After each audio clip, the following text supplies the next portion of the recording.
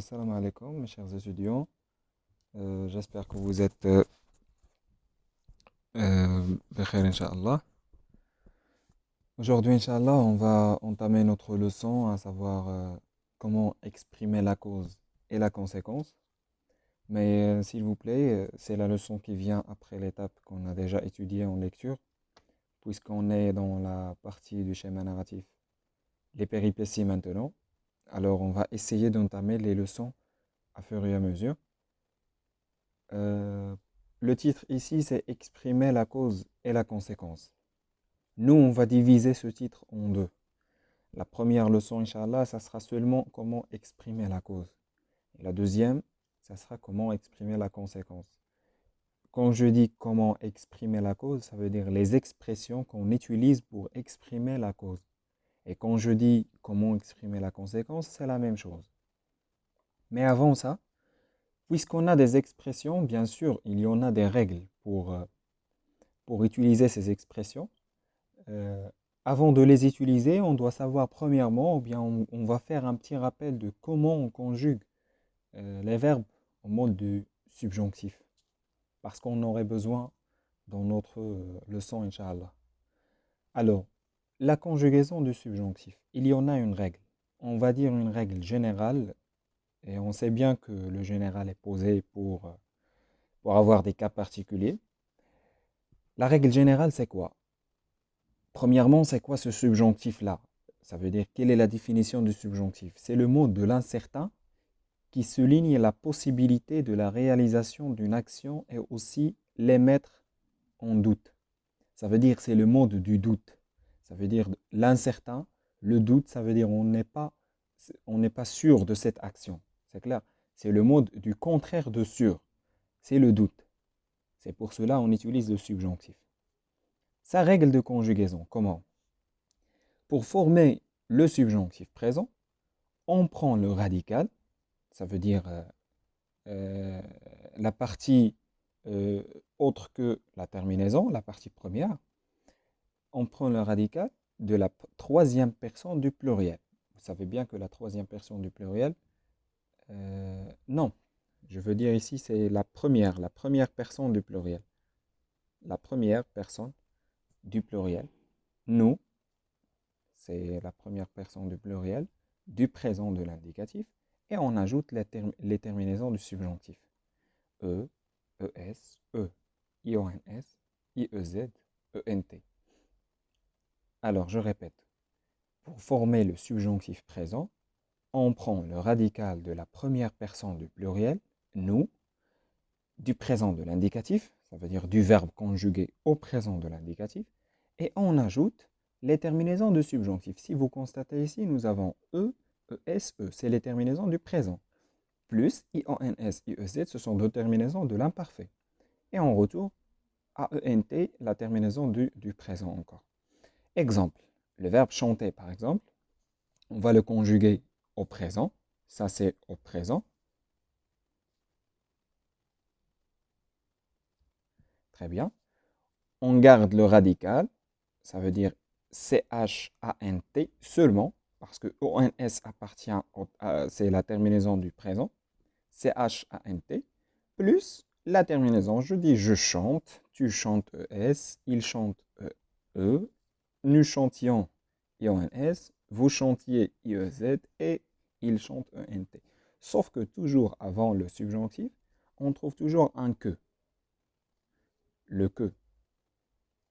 C'est comme ça, c'est avec ça, avec ce que-là, que se caractérise le subjonctif. On dit toujours il faut que je chante, il faut que tu chantes, il faut qu'il chante, etc.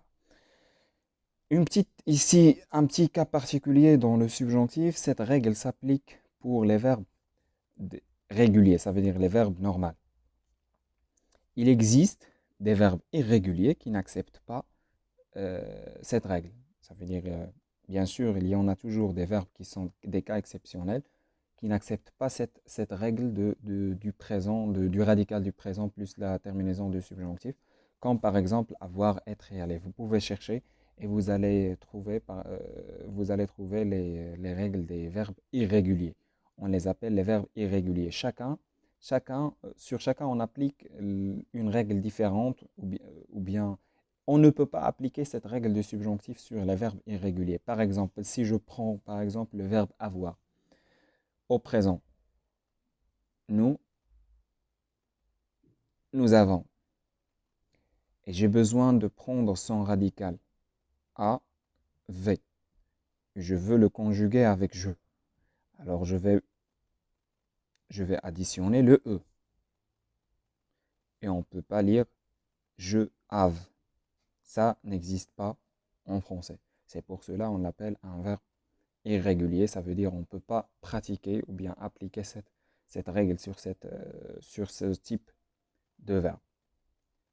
Très bien. Alors ça a été notre récapitulation, ou bien un petit rappel du mode de subjonctif, comment on conjugue le subjonctif. Et après, on va passer maintenant à notre leçon, à savoir la cause.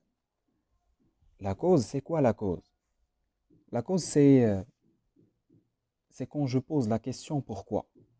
Je cherche toujours la cause du fait. On mange le pain, par exemple, et on boit pour ne pas mourir. Alors, pour ne pas mourir, c'est le but. Pourquoi on mange le pain? Pour ne pas mourir. C'est ça, on exprime un but. Mais quand j'ai besoin d'une cause, pourquoi, par exemple, quand le maître pose la question, pourquoi n'as-tu pas fait l'exercice? Il a besoin d'une cause. Il a besoin d'une explication. Pourquoi tu n'as pas fait l'exercice? C'est ça la question qu'on pose pour savoir la cause. Alors ici, je vais essayer, Inch'Allah, de vous donner un support et de l'expliquer. Et après, on va voir l'ensemble des expressions qu'on utilise pour exprimer une cause. J'espère bien que vous avez bien mémorisé cette règle-là de subjonctif parce qu'on aura besoin pour exprimer ou bien pour utiliser l'ensemble des expressions de cause. Très bien. Alors ici, voilà le texte. Si vous arrivez bien à voir, on va lire ce texte-là. Je vais vous le poser sous forme d'une image, Inch'Allah, dans le groupe. Essayez de suivre, s'il vous plaît, avec moi dans le texte. La main dans la main, nous marchions dans la rue sans nous presser. Tokota m'apprenait la vie. Et moi, j'étais très content parce que mon frère aîné me donnait la main et m'apprenait des choses. Il m'apprenait les choses hors de la maison. À la maison, je m'instruisais en faisant mes découvertes tout seul. Et en faisant seul, je me trompais. Et en me trompant, je finissais toujours par recevoir une fessée. Alors ici, nous avons ce petit texte-là. Ce qui m'intéresse, moi, c'est seulement cette phrase-là. J'étais très content parce que mon frère aîné me donnait la main et m'apprenait des choses. J'étais très content. Ici, le narrateur nous affirme qu'il était très content. Très bien. Pourquoi il était très content? Parce que son frère, selon lui, il dit parce que mon frère aîné me donnait la main. Ça veut dire il lui donne la main et m'apprenait des choses. Très bien. Alors la cause la cause pourquoi le narrateur ici est-il content, c'est parce que son frère aîné lui donnait la main et il lui fait apprendre des choses. Très bien.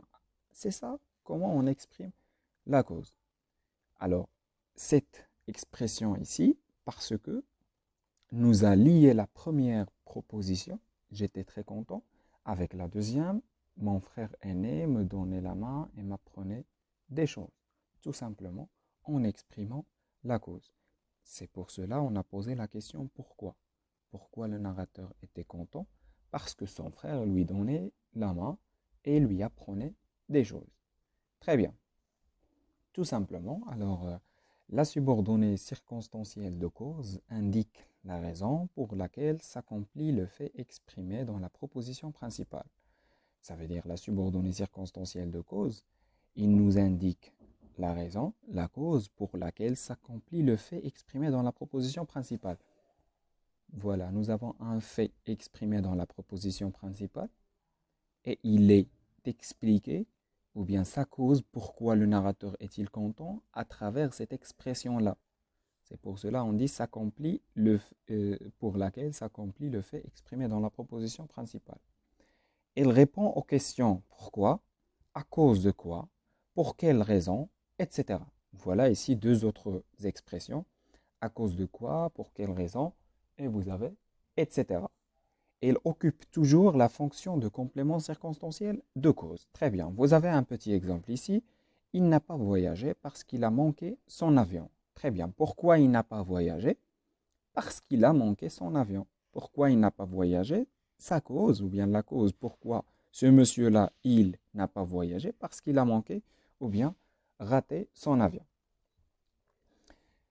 Pour connaître les moyens qui expriment une idée de cause et les modes utilisés dans la proposition subordonnée, on va se référer au tableau suivant. Je pense que vous avez... On va seulement étudier aujourd'hui ce petit tableau-là. Ça veut dire l'ensemble des expressions qu'on utilise pour exprimer la cause. Nous avons complété par les mots suivants. Pourquoi, subjonctif, non, quel conséquent, indicatif. Très bien. La cause répond à la question pourquoi. Très bien, ça on l'a déjà vu dans la règle. On peut l'exprimer avec différents outils de la langue. Ça, ce sont des expressions comme puisque, parce que, c'est parce que, vu que, sous prétexte que, du moment que. Très bien. Non que, non pas que, ce n'est pas que. C'est bon. Alors ici, devant les expressions, vous avez les modes. On utilise le mode indicatif.